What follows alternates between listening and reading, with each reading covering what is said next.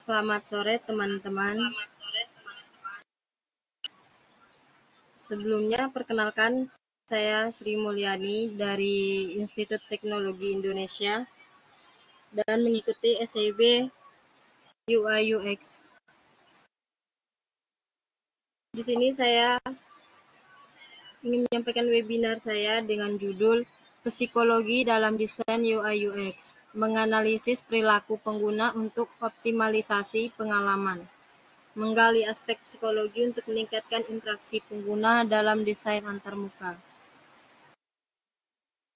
Di sini saya jelaskan beberapa materi dalam psikologi dalam desain UI UX. Di antaranya adalah yang pertama ada pengantar psikologi dalam desain UI UX, menganalisis perilaku pengguna untuk optimalisasi pengalaman.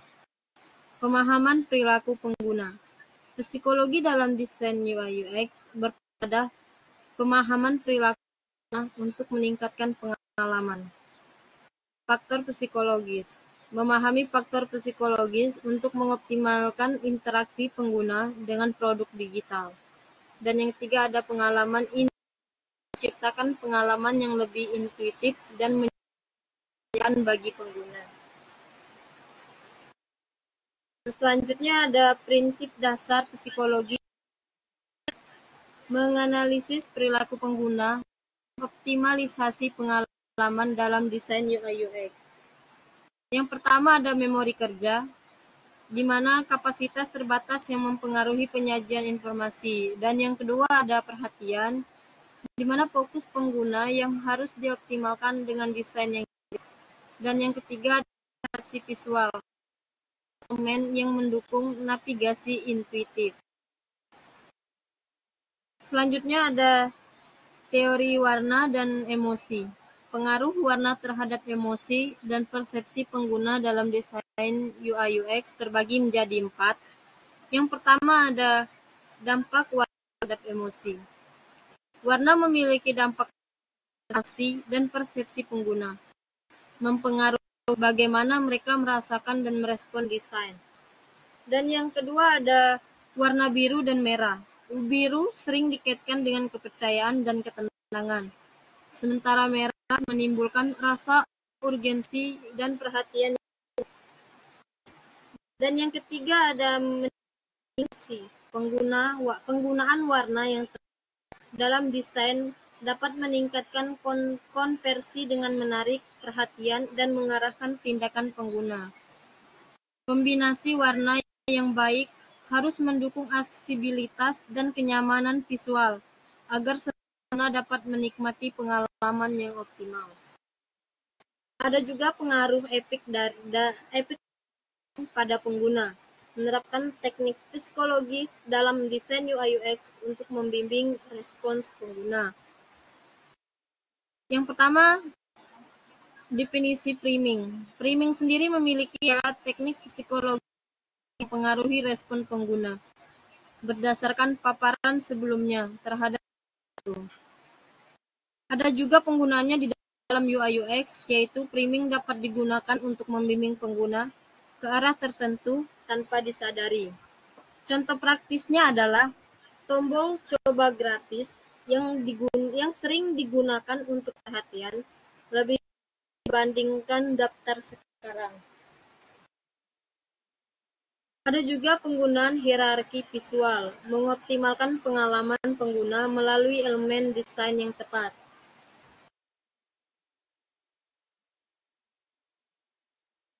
Yang pertama ada hierarki visual memandu pengguna. Hierarki visual memfasilitasi navigasi pengguna dengan menunjuk elemen-elemen kunci dalam antarmuka. Yang kedua, menonjolkan elemen kunci. Dengan menonjolkan elemen kunci, pengguna dapat dengan cepat memahami informasi yang disajikan. Yang ketiga, ada peran ukuran, warna, dan posisi. Ukuran, warna, dan posisi elemen merupakan faktor penting dalam menciptakan hierarki visual yang efektif. Dan yang keempat ada contoh tajuk besar. Contoh penggunaan hierarki. Tajuk besar menarik perhatian sebelum detail teks muncul. signifikansi, konsistensi dalam desain, mengurangi beban pengguna melalui elemen dasar yang seragam. Yang pertama adalah meningkatkan kemudahan. Konsistensi meningkatkan kemudahan dan mengurangi beban kognitif pengguna. Dan yang kedua ada penggunaan elemen seragam. Penggunaan ikon, warna, dan tipografi yang seragam penting untuk keselarasan desain. Ketiga adalah mempermudah navigasi. Elemen yang konsisten membuat navigasi lebih mudah dan meningkatkan kepuasan pengguna. Keempat, ada contoh desain konsisten, yaitu contohnya navigasi yang konsisten di semua halaman situs web membantu pengguna merasa familiar. Selanjutnya, membangun kepercayaan melalui desain. Menggunakan untuk meningkatkan kepercayaan pengguna. Desain UI UX yang baik. Membangun kepercayaan pengguna dengan informasi transparan dan aman. Yang kedua ada elemen kepercayaan. Penggunaan testimoni dan sertifikat. Keamanan untuk memperkuat kepercayaan. Dan yang ketiga ada responsif dan cepat. Desain yang responsif dan cepat meningkatkan kenyamanan dan kepercayaan pengguna. Selanjutnya adalah membahas tentang mengatasi hambatan kognitif. Meningkatkan pengalaman pengguna melalui desain yang efektif. Yang pertama, pengertian hambatan kognitif. Hambatan kognitif terjadi saat pengguna kesulitan memahami atau menggunakan antarmuka. Hambatan. Contoh hambatan termasuk banyak informasi dalam satu layar yang membuat pengguna bingung. Ada juga dampak desain buruk. Desain yang buruk dapat memperburuk hambatan kognitif, menambah kebingungan pengguna. Selanjutnya adalah solusi desain. Penyederhanaan antarmuka navigasi yang jelas dapat mengurangi hambatan kognitif bagi pengguna. Selanjutnya membahas tentang pentingnya umpan balik pengguna. Mengoptimalkan pengalaman pengguna melalui balik yang efektif. Yang pertama ada feedback. Indikasi keberhasilan tindakan. Umpan balik langsung memberikan indikasi bahwa tindakan pengguna telah berhasil atau gagal. Yang kedua adalah berbagi bentuk umpan balik. Balik juga dapat berupa animasi atau suara yang memperkaya. Dan yang ketiga, meningkatkan interaksi. Memberikan umpan balik dapat meningkatkan interaksi dan mengurangi ketidakpastian pada pengguna. Selanjutnya, membahas tentang materi desain berbasis data, menggunakan analitik pengguna, menerapkan optimalkan pengalaman pengguna dalam desain UI UX. Terbagi menjadi 3. Yang pertama ada wawasan perilaku pengguna. Analitik pengguna memberikan wawasan tentang perilaku pengguna dan membantu dalam pengambilan keputusan. Yang kedua adalah analisis. Penggunaan alat analitik, acak klik, waktu sesi, dan jalur pengguna. Dan yang ketiga adalah penyesuaian desain. Analisis ini memungkinkan penyesuaian desain berdasarkan datanya. Memahami perilaku pengguna melalui personas. Psikologi dalam desain UI UX. Itu dibagi menjadi 3. Yang pertama ada definisi personas. Personas sendiri memiliki arti representasi pengguna ideal berdasarkan penelitian dan data aktual. Dan yang kedua adalah kebutuhan pengguna. membantu dalam memahami kebutuhan dan harapan pengguna. Pengaruh pada desain. Personas mengarahkan fitur dan elemen desain yang relevan.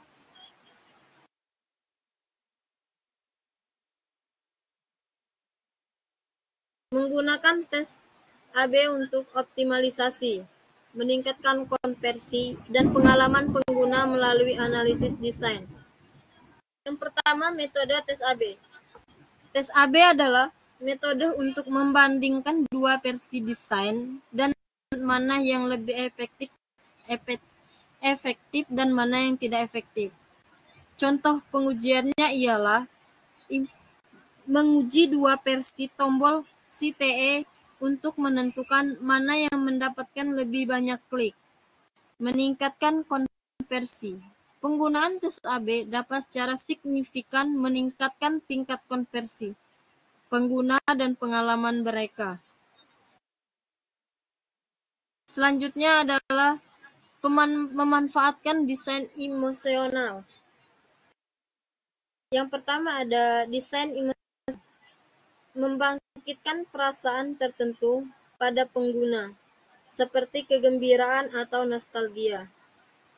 Yang kedua ada dampak emosi. Emosi yang positif dapat meningkatkan keterlibatan dan retensi pengguna secara signifikan. Yang ketiga adalah contoh desainnya. Contoh desain seperti aplikasi anak-anak yang dirancang dan warna cerah untuk menarik perhatian. Efek halo dalam rancangan. Menganalisis bagaimana desain mempengaruhi persepsi pengguna secara keseluruhan. Efek halo. Efek halo adalah bias kognitif di mana kesan pertama mempengaruhi persepsi keseluruhan. Desain menarik. Desain dapat meningkatkan persepsi positif terhadap produk.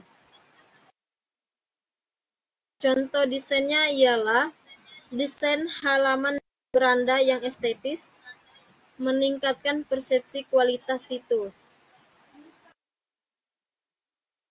Kesimpulan dan penerapan praktis adalah kelanjutan. Terus lakukan evaluasi dan perbaikan berdasarkan data pengguna. Psikologi dalam UI UX. Memahami psikologi dalam UI UX penting untuk menciptakan pengalaman pengguna yang optimal. Elemen kunci.